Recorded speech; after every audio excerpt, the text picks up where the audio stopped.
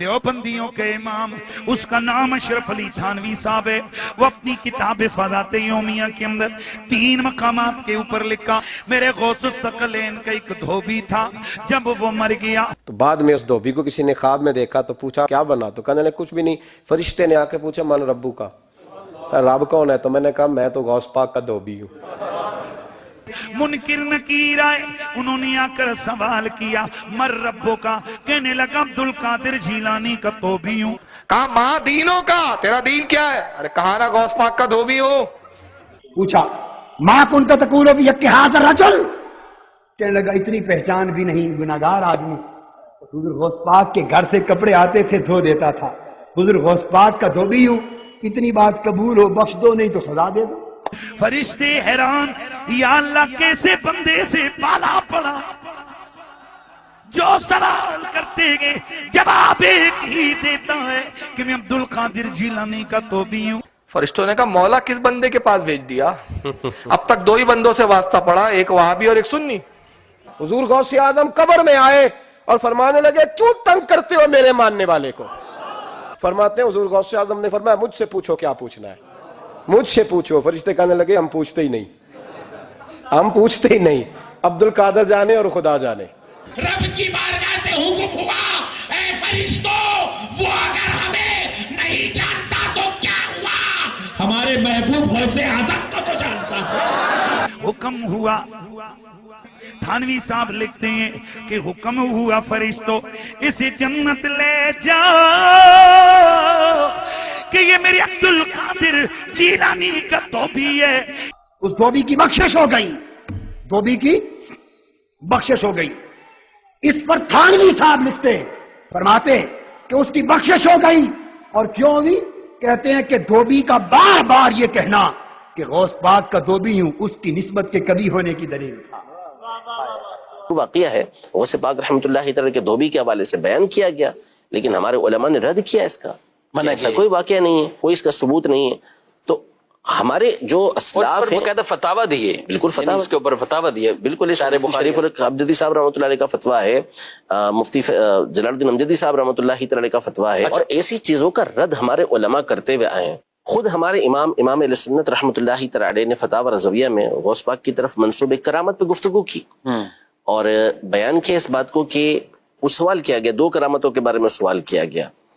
اس میں سے ایک کرامت یہ تھی کہ کسی لڑکے کا انتقال ہو گیا تو اس کی روح نکل گئی اس کے جسم سے، اسرائیل علیہ السلام نے اس کی روح نکال لی تو اس کی ماں روتے ہوئے پہنچی تو حضور غوث پاک رحمۃ اللہ تعالی علیہ نے حضرت اسرائیل علیہ السلام سے بات چیت کی. وہ آسمانوں پر تھے یا جہاں بھی تھے، ان کے ہاتھ میں روحوں کا تھیلا تھا.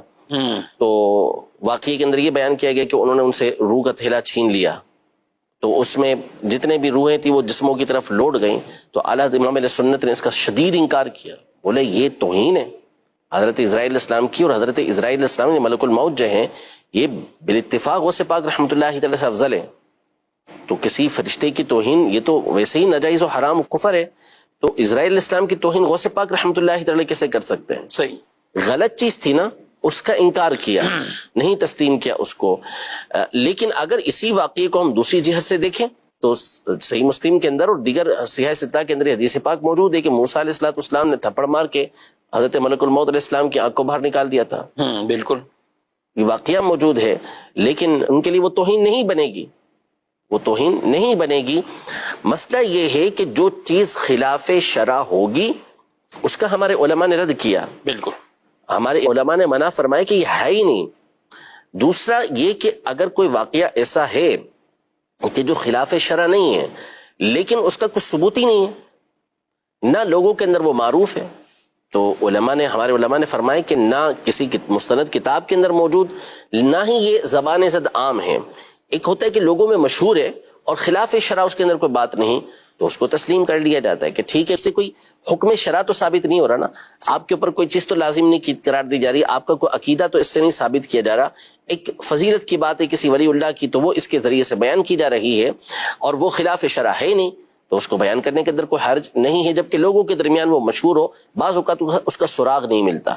ہاں اگر وہ لوگوں کے درمیان معروف بھی نہیں ہے، کسی کتاب کے اندر بھی وہ نہیں ملتی، تو پھر ہمارے علماء اس کا رد کر دیتے ہیں. اصل میں ہوتا یہ ہے کہ آپ ایسی بات کہیں کہ جو قرآن و سنت سے بھی ثابت ہے، تو بھی آپ کو ایسے افراد ملیں گے کہ جو اس کا استہزاء کریں گے، مذاق کریں گے، قرآن پاک کی وجہ، ہاں وہ مذاق اڑائیں گے اس طرح کی باتوں کا. اچھا بہت سے لوگ وہ ہوں گے جن کو پتہ نہ ہونا کہ بات قرآن پاک کے اندر ہے، حدیث پاک کے اندر ہے، آپ ایسے بیان کر دیں اس بات کو تو ممکن ہے وہ اس کا انکار کر دیں گے.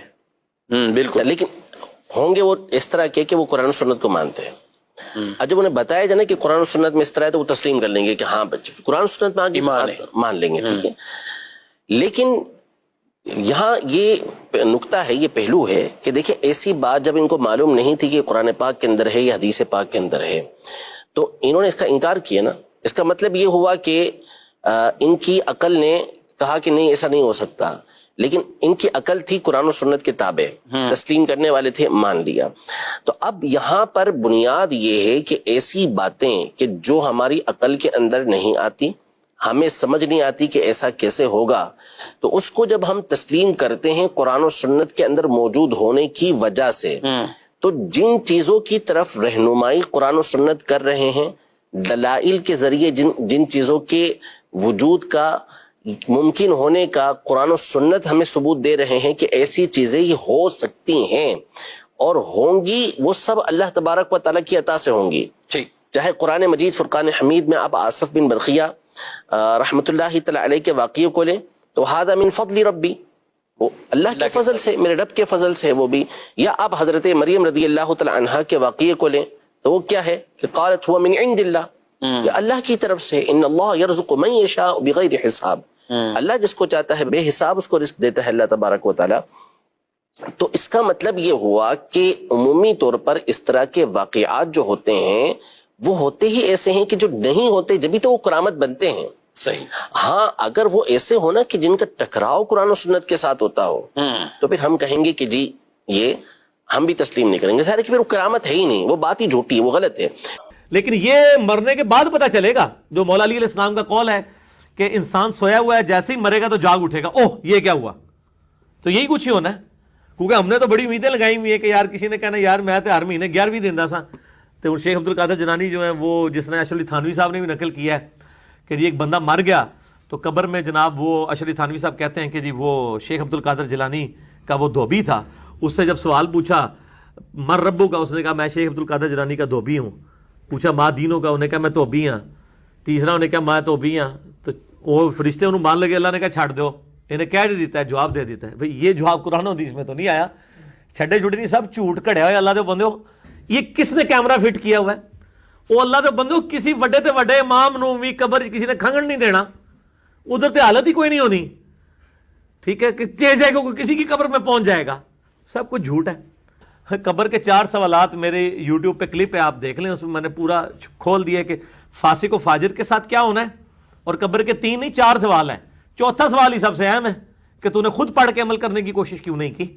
اور اس کے بعد پھر ایک گرز لگے گا، اور وہ گرز ایسا ہوگا کہ جنوں اس کے علاوہ تمام مخلوقات اس کی آواز بھی سنیں گی.